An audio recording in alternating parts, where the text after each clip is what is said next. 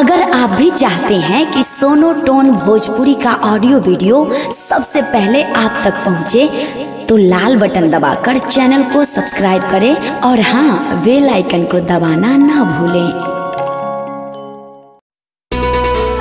चाहत की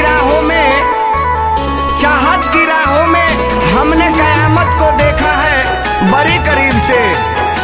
चाहत की राहों में हमने कयामत को देखा है बड़ी करीब से, पर हम कुछ न कर सके, क्योंकि खुदा ने मोहब्बत ही छीन ली मेरे नसीब से। जाहो करे जा नहीं खुदा के दीर में, जाहो करे जा नहीं खुदा के दीर में, जाहो करे जा नहीं खुदा के दीर में, जाहो करे जा नहीं खुदा के दीर में।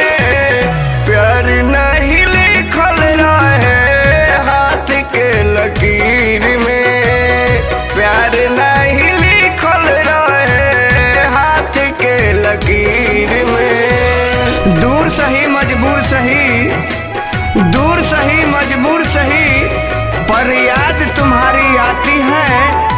तुम नाम अपने दिल में लेती हो, आवाज मेरे दिल तक आती है।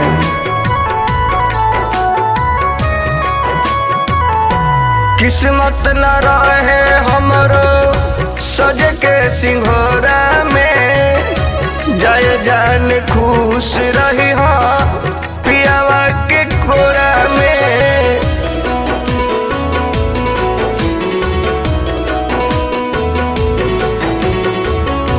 किस्मत न रहे हमरो सज के सिंघोरा में, जय जान खुश रही हो पियावा के कोरा में। लगता कि मर जाई, लगता कि मर जाई इहे फिकीर में। जाहो करे जा नहीं खुदा के दीर में, जाहो करे जा नहीं खुदा के दीर में। तू चली गई जब से तेरी तस्वीर का दीदार करता हूँ। तू चली गई जब से तेरी तस्वीर का दीदार करता हूँ। तू लाख सता ले मुझको हम उफ न करेंगे, तुम लाख सता लो मुझको हम उफ न करेंगे, क्योंकि ऐ बेवफा मैं आज भी तुमसे प्यार करता हूँ। जा बेवफा नहीं बुझल तू प्रीत के, लहरी के भैलू भूली कभी इंद्रजीत के।